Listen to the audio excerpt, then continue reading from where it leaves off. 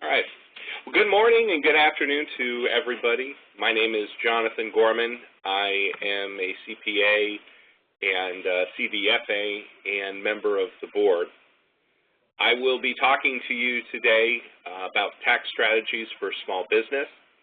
This is a presentation that is meant primarily to assist you, potentially as a new practitioner or maybe an experienced practitioner that wants to understand a little bit better some of the opportunities and strategies for minimizing your tax exposure but staying in compliance with the IRS.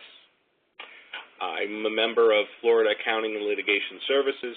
Our offices are in Orlando, Florida. The agenda for today's meeting will be as follows. I will start with a short introduction. I will then move into small business tax deductions, just more talking about what they are. Small business tax deductions as a topic could be in itself an over-hour presentation. I will try and hit what I believe are some of the high points, but it is not meant that this is everything you could ever know about small business tax deductions. Similarly, we'll talk about tax strategies for new businesses. And by new businesses, I mean the businesses that are either starting in this calendar year or the next calendar year, and the opportunities that you have to be able to deduct those costs associated with starting a new business. I will briefly talk about incorporating your business. I will talk about what it means to incorporate your business. There is quite a bit of discussion if you go online or listen to the radio about incorporating your business. Most of that is half true. I want to make sure you understand everything that you can or be able to at least talk to a professional. I will then finish up with some what I consider to be underutilized deductions. In itself, this is also a subject that I could spend over an hour on, but I'm trying to stay to the high points. Then, of course, I'll have some closing thoughts. As this is a recorded presentation, there won't be opportunity for any questions and answers, but I will provide contact information if you do have any questions so that you can follow up with me at your leisure. I want to start out by letting you know that most entrepreneurs really only consider taxes in March and April, and they spend little time tax planning for the future. As a professional, I find myself trying to do everything I can to flush out most of my regular clients before the end of March, because usually in the first 2 weeks of April, I'm bombarded with people who waited till the last minute, need to make the required adjustments to their income statements to be able to file a tax return. And I end up finding that some of my more complicated clients end up coming to me in the first 2 weeks of the month. That being said, those of us that are in the experience, we find that most entrepreneurs actually underdeduct rather than overdeduct because they are concerned of overly aggressive IRS agents or think like a salary person as opposed to an owner. Part of this issue, too, would be conversations they may have had with overly conservative CPAs who believe that there are certain deductions that they consider as red flags. I like to tell my clients that there is not a single legal deduction that is a red flag, but how you actually deduct that area may be a red flag. For example, mileage. Driving on business-related expense, 10,000 miles would not be normally a red flag. 75,000 miles, on the other hand, unless you're an over-the-road trucker, would be a red flag, and therefore it's not necessarily the lie, but the action or the deduction. I have a philosophy that passing on $1 of a legitimate tax deduction is no different than passing on anywhere between 20 and 50 cents in sales. Now, a lot of people, when they think about their tax rate, they only really think about what their marginal tax rate is based on their income tax. But for those of us that are small business people, we know that not only are we responsible for our tax rate, but we are also responsible for the Social Security and Medicare, both our portion and the employer's portion as self-employment taxes. So this can be 15.3 to 16% of our income or our wage income, and we'll talk about that in a little bit. So that on top of our tax rate gets us to a starting point for most people of about 25%, but could get us all the way to 50 cents or 50%, again, depending upon how you classify your income. I also want to let you know that very little legislation is being discussed to lower taxes for salaried or what we call W-2 earners. But new deductions, tax benefits are regularly introduced for partnerships, corporations, S corporations, and even sole proprietorships.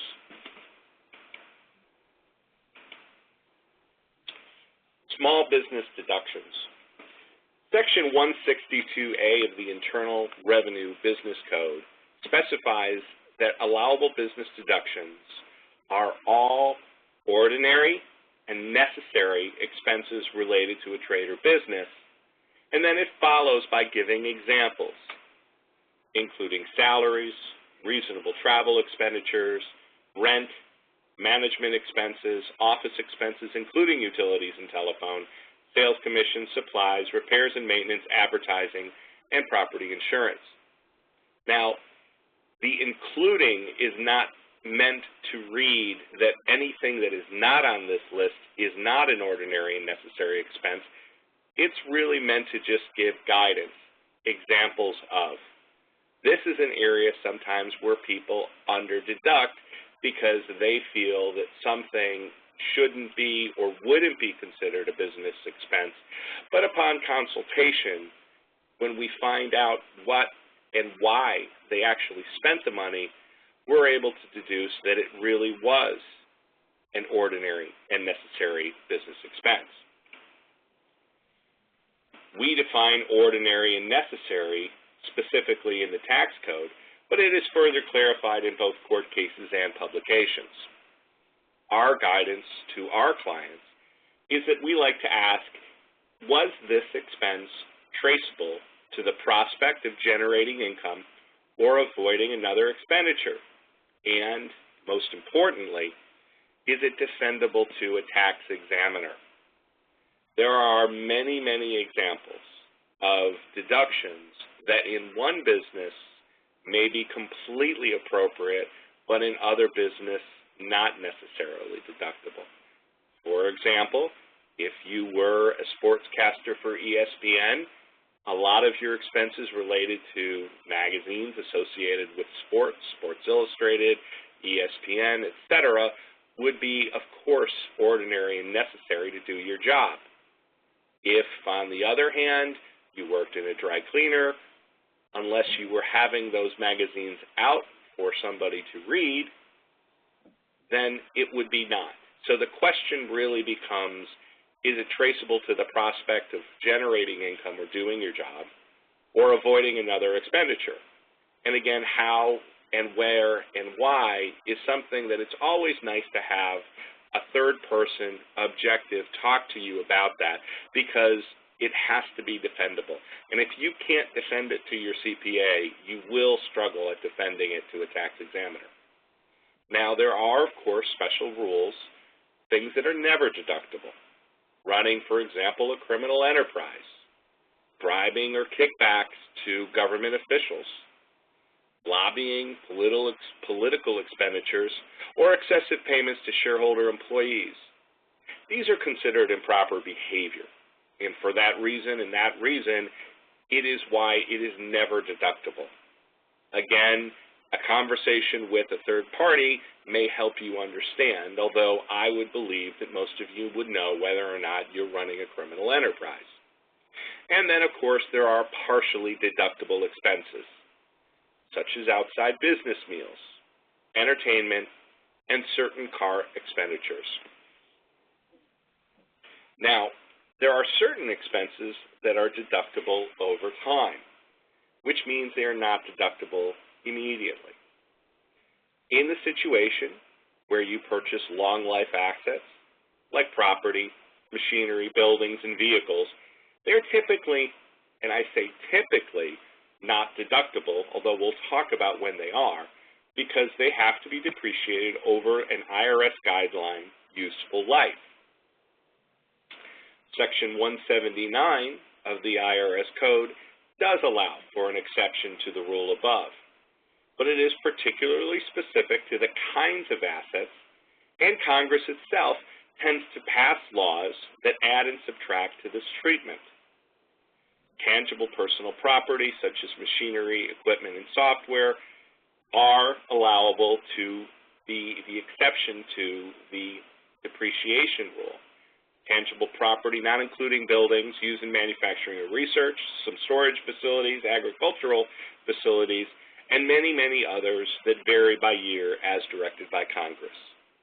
This is another area where if you did make an acquisition of what we call fixed assets or long-lived assets, it's a good idea to talk to your CPA just to see whether or not that asset would qualify for the Section 179 in the year deduction or partial deduction. We do have some tips around Section 179. Again, the discussion of Section 179 can be very, very complicated. I bring it up mainly so that it's something you can speak to a tax professional about it, not to become an expert yourself. For example, estates and trusts are not allowed to elect the Section 179 deduction. The amount that you elect to deduct is not affected if you place the qualifying property in service in a short year or if you place it in service for only part of a 12-month tax year. In other words, it's the same deduction whether you put it into service in January or December. If there is a sale or other disposition of your property, which includes any kind of transfer or death, before you can use the full amount of any carryover of a disallowed Section 179 deduction, you must add it back to the property's basis. Now, that is a pretty understandably difficult thing for a lot of people to read that aren't aware of how code works. Simply stated, if you do dispose of, sell any fixed assets during a year, you should definitely discuss with your CPA, find out how it has been treated and how it should be treated in your tax return.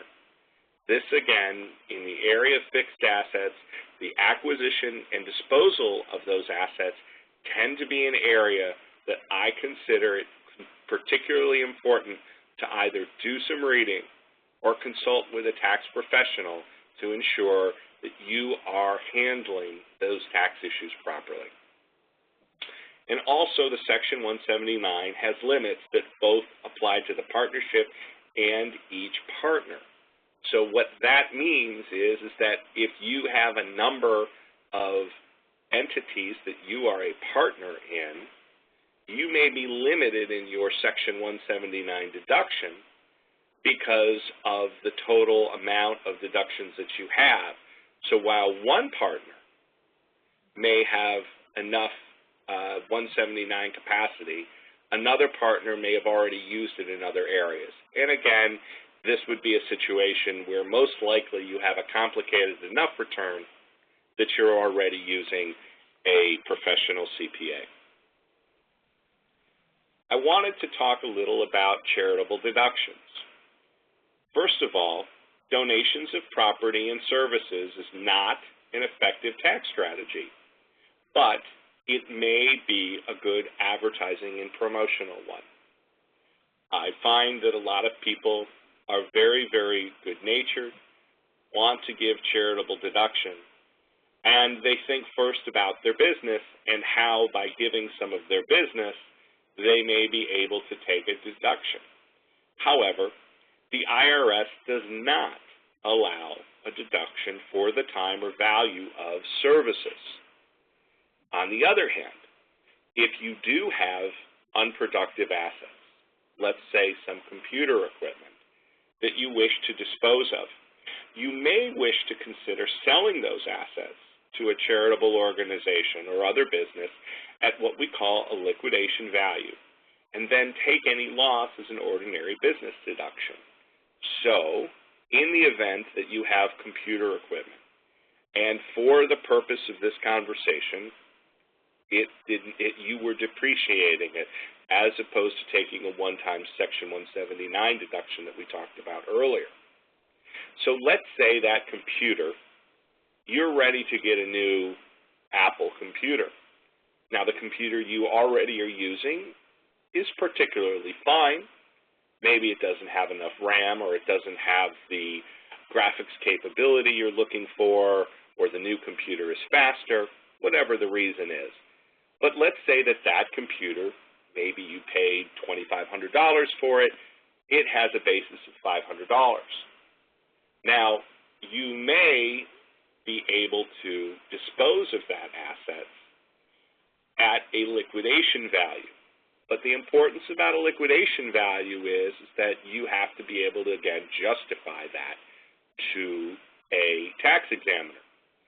Now, the difference between selling something over the course of time and disposing of it immediately, everybody knows that if I had to sell something today versus having 3-4 weeks to sell it, I'm going to get less money today. And that's what we talk about as being a liquidation value.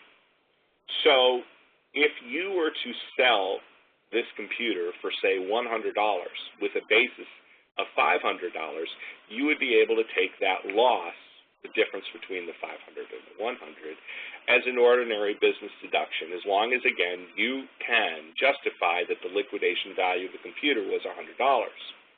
Now, if you just donated the assets to the charity, again, you have a much more challenging charitable deduction that goes through your return. And it's just a lot more straightforward and easier to take the business loss as opposed to taking the charitable deduction. In the event that the property has no real value, it would be thrown away if not donated, then you can write the asset completely off your books and then donate it to charity. That would be typically for things like office furniture. That office furniture, you probably spent quite a bit of money on. You're getting new office furniture. But because of the market for used furniture, anybody that would come into your office would probably charge as much to pick it up as they would in terms of giving you. And so at that point, again, you would write it down to zero. And then the difference between your basis, which is, again, the non-deductible portion of the assets, would be donated to charity. In the event that you have taken a Section 179 deduction and you do donate that asset, let's call it now that computer, and let's say now instead of that computer having a basis of $500, we deducted it immediately as a Section 179 asset and we give it to the charity, we're still performing a good deed. However, we would not be able to take any deduction on our return because that had a basis of zero and we were giving it away. I'm now going to shift focus and talk about new business strategies. When you are starting a new business, and that means a business that you are not currently engaged in. Now, you may, for example, be a W-2 employee in insurance and are deciding to start your own insurance agency. You are a W-2 earner and you are deciding that you would like to start up, we'll say, a limited liability corporation that you're going to classify as a subchapter S for the federal tax purposes. That would be the new business. It's not necessarily a new way for you to earn money. It's just before you worked for somebody and now you're not. So, ordinary and necessary expenditures may occur before revenue is earned. However, due to prior aggressive deductions for more or less abuses, the IRS has now defined fairly strict rules around the startup cost deductibility. And that's primarily because many new businesses fail, and most new businesses fail in its first year.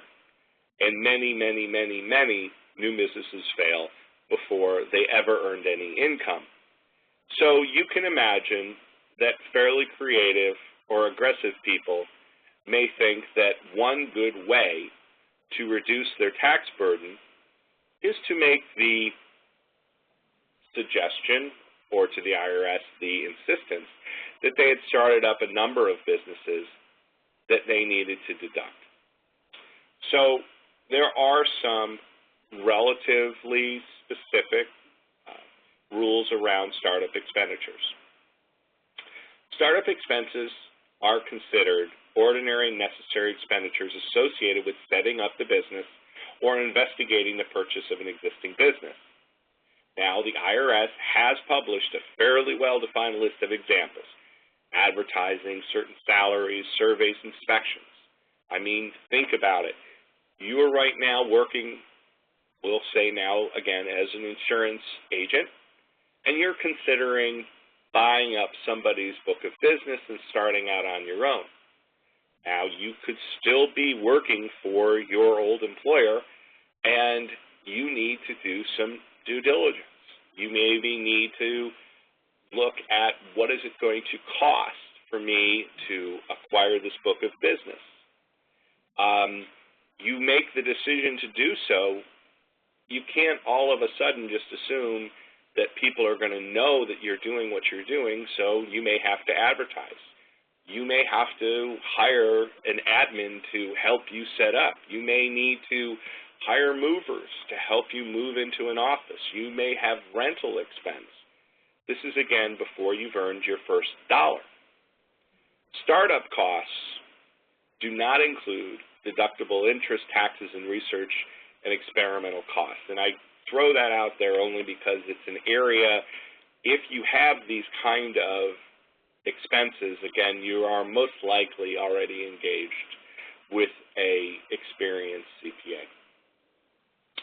Now, there are startup expenses and there are organizational expenses. And organizational expenses are pretty straightforward. They're licenses and professional fees. So organizational expenses are the expenses needed to create the organization. The organization as a legal entity. So an organizational expense wouldn't be advertising, but it most likely would be, for example, having to get a business license for your new business that you must have before you ever start business. Hiring a CPA or hiring an attorney to draft your articles of incorporation, or if you're in a partnership, to draft your partnership rules, to specify what you will be doing when certain situations happen in a business. Organizational expenses, in my opinion, are typically under-expensed or under-incurred is probably more likely. In other words, I find that people tend to be ready to go out and do business, but don't really put in the due diligence that they need to do to make sure that their business can be successful. And like a good prenuptial agreement that you may need if you're going into a marriage with a significant amount of assets, it's always a good idea for any partnership agreement to have in the agreement itself the methods for how the partnership will be severed. I will tell you that the amount of money it takes and the goodwill you feel towards one another early in the business are materially insignificant compared to the costs that typically occur when a partnership breaks up. In many instances, it is much more difficult than a divorce, and much, much more expensive than a divorce. So please, please consider, if you are starting with a partner, having the conversation about what the rules may be if the two of you or three of you or more were to decide that the partnership would be eliminated. I spoke before about deductible limits. The IRS, as I mentioned, has very specific guidelines for the amount of startup deductibility. These guidelines treat expenses differently below $5,000 in a year, between $5,000 to $50,000, and above $50,000. Generally speaking, you may deduct up to $5,000 in startup or organizational costs in the year that you start the business. In other words, prior to the first day of the business. After you start the business, it's no longer a startup cost. It's just the cost of doing business. It's an ordinary and necessary business expense. So let's always, I get that question a lot, is, should I count this as a startup or a business? Well, it's the question of on what day did the business really start? So it's important, and many businesses don't even earn income on the first day. So there are, again, an area that you would want to speak to a professional, a lawyer or a CPA, to really understand how to deduce when the business actually started. Again, staying in the startup area, after the first $5,000 of organizational fees, the remaining fees are treated as startup expenditures. So if you spent $5,000 in advertising, and you have, say, $5,000 in attorney fees, you have to look at where you are and what you're spending your money on. So you get a set aside on the organizational fees, which are treated differently than the startup fees. As we said, a startup fee would be something like advertising, and an organizational fee would be something like attorney fees. However, after you've spent the $5,000 in startup expenditures and organizational fees, you have to amortize the remaining startup and organizational fees over 15 years, up to $45,000, which excludes $5,000 deductions for the startup and organizational costs. So what that means is that $45,000, for example, is going to be amortized over 15 years at $9,000 a year. So if you do have a startup business with significant costs, and I would say getting above the $5,000, it's probably a good or almost imperative to set aside the money for a CPA and attorney to assist you in the structuring of your expenditures so that you can avoid as much as possible any amortization over 15 years. And again, a very good CPA and or lawyer would be able to help you. And a lot of what we tend to do is start talking about the expenses and at what time did the business start earning money, because if we can get some of those costs as a normal and operating expenditure, it's immediately deductible. So it is fairly critical that you do, when you're starting a business, if you think that your startup and organizational expenditures will be high, it's critical that you have great guidance either from a CPA or a business lawyer. So as I mentioned, the startup costs should be looked at and understood, and are they pre-business or after business? And a lot of that, too, has to do with not only when you incur it, but when those payments are due and when you've paid them. Self-employment taxes are probably the biggest shock that many entrepreneurs or new entrepreneurs have when I first meet with them. These new entrepreneurs maintain an employee mindset when they compile their taxes, and they're shocked, frankly, at how high their taxes are when they see their completed return. Again, while people probably can't quote their marginal tax rate, they pretty much know that for $25,000 or $50,000 or $75,000 or $100,000 in income, how much the income tax would be. But when they've moved from being a W-2 employee, where their Social Security and Medicare taxes were taken out with their salary upon each paycheck, and a certain amount of their federal tax obligation was also withheld, when they see at the end of the year that they have effectively another 15% of their income as tax that they hadn't calculated, there is a bit of a panic.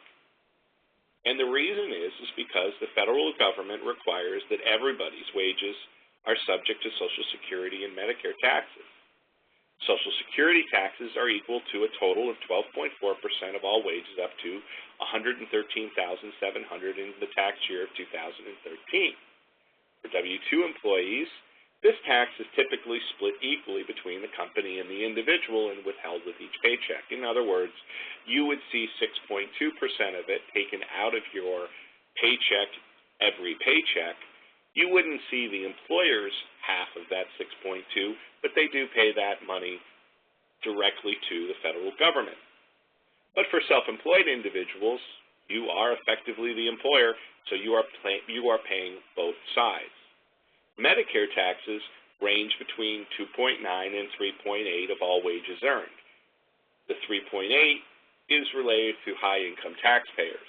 Again, this rate is typically split 50-50 by a W-2 tax earner, but for a self-employed person, that tax is due in total. So, as I mentioned, the new entrepreneurs are used to calculating their taxes based on just the income taxes, and many are shocked to learn that the 15 to 16% of self-employment taxes are incremental to their tax rate. Now, we're going to speak a little bit about incorporating your business. First of all, the internet is full of websites claiming that huge tax savings are available to businesses that incorporate in either the company's own state or in another state or even another country. It is rarely a good idea to incorporate in a state other than where you do business or live. You should seek an independent CPA or tax attorney before you decide to incorporate in another state or country. For example, the state of Delaware has always been an area where people tended to incorporate for reasons that have to do with liability and registration of corporations. Just because there are certain advantages to Delaware doesn't mean that those advantages make sense to your business. Furthermore, it is, in most instances, a challenge to not only file in the state that you are operating, but in the state that you are incorporated. Now, most states recognize corporations, limited liability companies, partnerships, and sole proprietorships. The IRS has a special S-Corp designation that can be elected in the company's, or prior to, really, the first return, regardless of whether your state recognizes your business as a corporation, LLC, or a partnership. This S-Corporation designation is different from a partnership and different from a C or regular corporation. It has advantages and it has disadvantages. The strongest advantages, which we'll talk about in a second, have to do with certain ways of dealing with self-employment taxes. The disadvantages of a S-Corporation have to do with the number of shareholders and the nationality of the shareholders. Furthermore, certain states do not allow corporations to, professional organizations to have a designation. This would be, again, an area where it is best to get advice from a licensed CPA or attorney before you decide what you are going to do. And most importantly for an S-Corporation, it is critical that within the first couple months of being in business, that you file the proper paperwork so that the IRS is aware that you are treating yourself as an S corporation, and you do not have to make after the fact request to the IRS for recognition as an S corporation. Most states will require you to use your own name if you are a sole proprietor, which means you are most likely filing on a Schedule C in your 1040 tax return. Now, in those instances where you are a sole proprietor and you are using your own name, you may have to additionally file for a doing business as or a fictitious name. So the company of mine, which is Florida Accounting and Litigation Services, is a S corporation or a limited liability company in the state of Florida. Had I decided that I wanted my business to be a sole proprietorship, it would be my name, Jonathan Gorman, CPA. I would, however, then file for a fictitious name of Florida Accounting and Litigation Services, which is owned by Jonathan Gorman, CPA. So I would be able to present myself out to others as Florida Accounting and Litigation Services, but be in compliance because as a sole proprietorship, I am using my own name. In most instances, if you are using a name other than your own, you are typically filing as a partnership or a limited liability company corporation. Sole proprietorships or single member partnerships, because you are a partnership with yourself, typically file under a 1040 in the Schedule C, and all of their revenues and expenditures of this business are filed as part of the individual's 1040 tax return. On the other hand, if you elect both at your state and the federal level to be treated as a partnership, the return is actually filled out on March 15th of each calendar year, and the profits are actually distributed to your 1040 tax return by what's called a K-1 form. Now, this partnership and then the S corporation, which would file an 1120-S, is also filed on March 15th of each year and similarly distributes its profits by a K-1 form. This K-1 form flows to your individual 1040 tax return proportionately to the amount that you own of the company. Neither the partnership nor the S corporation pay a tax or owe a tax specific to income on March 15th or April 15th. Its liabilities are due on April 15th. Of course, the partnership and S corporation would have liabilities associated with sales taxes, payroll taxes, other taxes, but right now, for what we are speaking about, I'm being very specific to income taxes. A C corporation, which is the most straightforward corporation, can be private or publicly held, and this return is filed on March 15th of each year. It uses the Form 1120, which is similar to the 1120-S, but it pays its own taxes at the corporate rate, which is typically higher than the personal tax rate. It distributes its profits via dividends. So for a C corporation, you would end up having tax liability on March 15th as a sole owner, whereas for an S corporation, you would determine the profitability on March 15th, complete a K-1 form, and your total tax liability would be determined based on your 1040. I'd like to talk a little bit about underused deductions, and I'm only going to cover a couple. First of area is business travel. If the travel occurs primarily for business purposes, the travel expenses, which include the transportation, the lodging, the meals, and reasonable entertainment, are either fully or partially deductible. Now, even in the situation where the travel includes both personal and business, as long as the trip is primarily for business, and the key word is primarily for business, the full cost of the trip is likely deductible. The phrase primarily for business is generally based on a 50% rule. So, in the event that you are attending the IDFA conference in Miami for 2 days and decide to stay an extra day to hit the beach, you've spent 2/3 of the trip working and may deduct the travel, hotel, and 50% of the meals of your entire trip. And the 50% rule has to do with the deductibility of meals, not the amount of time that you've spent business or personal. The travel cost of a spouse that works for the company may also be deducted as long as that spouse is working, and it really is fairly straightforward.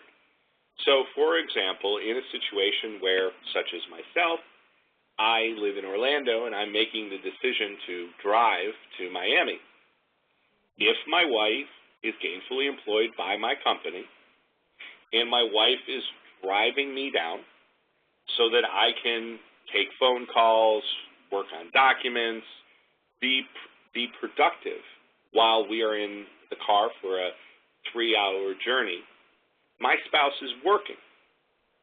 If when my spouse is at the conference, my spouse is answering phone calls, etc., my spouse is working. Now, that would mean that my spouse would be able to be deducted the amount that we've spent. But another way of looking at it is that if I take my spouse is not working, my spouse does not work for me, and we attend the IDFA conference in Miami, she drives or she doesn't drive, and if I drive, I could, in theory, pay her a 1099 if she's not an employee, or pay her as a consultant or as a contractor. But my gas is no different. My hotel cost is no different. So the only thing that would be different would be the cost of her meals. So in many instances, I see a lot of convolution to try and treat a traveling spouse as a worker, and it creates more exposure when really all you're trying to do is save either airfare, which can be material, or more likely meals. Medical expenses. Now, I'm going to cover one area in medical expenses, and this is an area that, for all I know, in 1 year could be materially different. But it's where we are right now, and that's all that really I can speak of. For most taxpayers, medical expenses are only deductible if they itemize their deduction and those expenditures are in excess of 7.5% of their adjusted gross income. If you own a small business, you can much more easily deduct your health care expenses through self-employed health insurance deduction and the health savings account option. If you run a one-person business, there is something we like to call a double deduction for your health care expenses by using an S corporation or a health care reimbursement arrangement.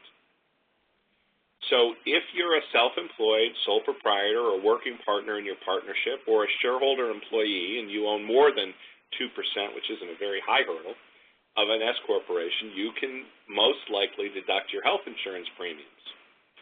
Now, with partnerships, the health insurance needs to be a group health insurance policy paid by the partnership. And with S corporation, the health insurance premiums either need to be paid directly by the S corporation, or the S corporation needs to reimburse the shareholder employee. And the reason is and again, I will speak to the state of Florida, is that we have insurers here that will not insure or will not bill the S corporation, but they will bill the owner-employee. So in that situation, the owner-employee is acquiring the health insurance, and the S corporation, again, using proper accounting methods, is reimbursing the shareholder employee. If you run this one-person business, the way you can, as we say, double deduct your health care expenses by using this S corporation and a healthcare reimbursement arrangement. So you operate your business as an S corporation, and you treat the health insurance premiums paid by the S corporation as wages. So in the event you have a $1,000 insurance premium, let's say it's either paid by the S corporation directly or it's paid by the individual. The individual would be reimbursed the cost of the insurance, but that reimbursement would actually be treated as wages. And then any health savings account contributions made by the corporation would also be treated as shareholder employee wages. When you do this, the insurance and the health savings account amounts are reported on the shareholder employee's W-2 as wages subject to income tax, but they are not reported as wages subject to Social Security and Medicare taxes, which is the 15 to 16% tax that we spoke about earlier. So you save, obviously, Social Security and Medicare taxes on something that would be in other ways of looking at ordinary reimbursed expenses as wages. Then later you prepare your 1040 return, and the health insurance and the health savings amount get treated as income tax deduction, which is a second deduction. So the complications of this are real. Again, it's one of those things where the tax code is seen by many as being complicated. The complications are usually a result of getting certain organizations or entities or markets specific favorable tax treatment, but in order to eliminate widespread fraud and or abuse, there are certain rules that are put in place. As a CPA, we have to not only be aware of all of the requirements of the tax code as they change, even during the year, but now with the advent of Obamacare, the methods that we use in terms of payroll are equally important. So the benefits of an S corporation can easily save you a material amount of money, but you may have to take on incremental expense to pay a professional to make sure that you're handling it accurately. For example, I would have a sole proprietor who would run their business through their Schedule C that would make $60,000 in net income. Now, that sole proprietor obviously is going to be paying taxes on the $60,000, but they're also going to be paying $9,180 in self-employment tax. If, on the other hand, they had properly put their business together and were able to justify that their wage should be $30,000, and the way that we can justify that is we can look at businesses similar to you, which information is available through the federal government. We could say, well, let's pay W-2 wages with withholding of $30,000. We will end up saving about $4,600 in self-employment taxes by taking this strategy, although we'll probably end up having some incremental cost to our CPA/payroll provider in order to do this. I would be shocked if those costs are over $4,600. I'd frankly be shocked if they were more than $1,000 to $1,300. So in most instances, there are opportunities to work with a CPA or attorney to be able to look at how you are running your business to see if there are opportunities for you to save taxes without creating any more or any issues with the IRS. In other words, just following the law as it is written. In closing thoughts, the most important thing for me is that entrepreneurs run their business and not let their business run them. Have a sound tax strategy, but focus on your clients.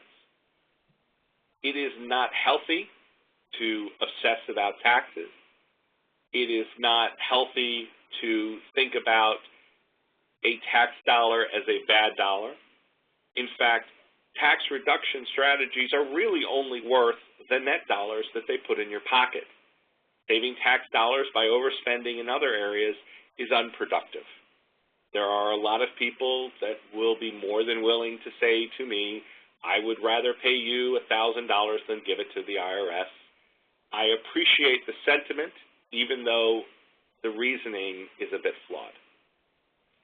Many tax strategies take up valuable time and resources and ultimately aren't worth the savings.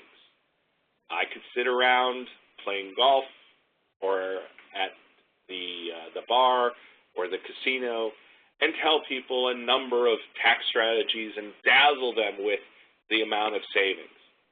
If, however, I don't tell them how they have to manage their business, how very explicit they have to be in their actions, and how ultimately the time, the resources to execute these strategies would necessarily create hardship on them, all I'm really doing is telling them half the story. And that half of the story, unfortunately, is very typical to hear in radio advertisements, internet advertisements, and print advertisements. I will also tell you that lowering your taxable income can have a harmful side effect when you apply for loans and business credit. In other words, if you make a lot of money, you pay a lot of taxes. If you're not making a lot of money, you're not paying a lot of taxes, but someone might also say you also don't have a lot of money available to be able to pay back loans or business credit. You have to have a balanced approach. If you don't need credit and you're following all the regulations and the laws, then keep your taxes as low as possible. If, on the other hand, being aggressive puts you in a situation where you can't acquire business credit, or if you are a contractor, be able to get surety bonding on a project, that aggressive tax structure may actually limit your revenue capability and net cost you money. And finally, obviously, most CPAs can complete your tax return and provide you tax guidance that is in excess of the fees charged.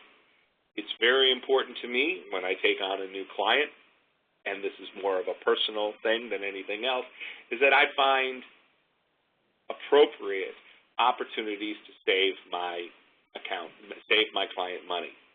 If, on the other hand, I get a client that was well done, well handled, and there was some interpersonal reasons or a retirement, and all I'm doing is filling out the same work, there's only so much that I can do.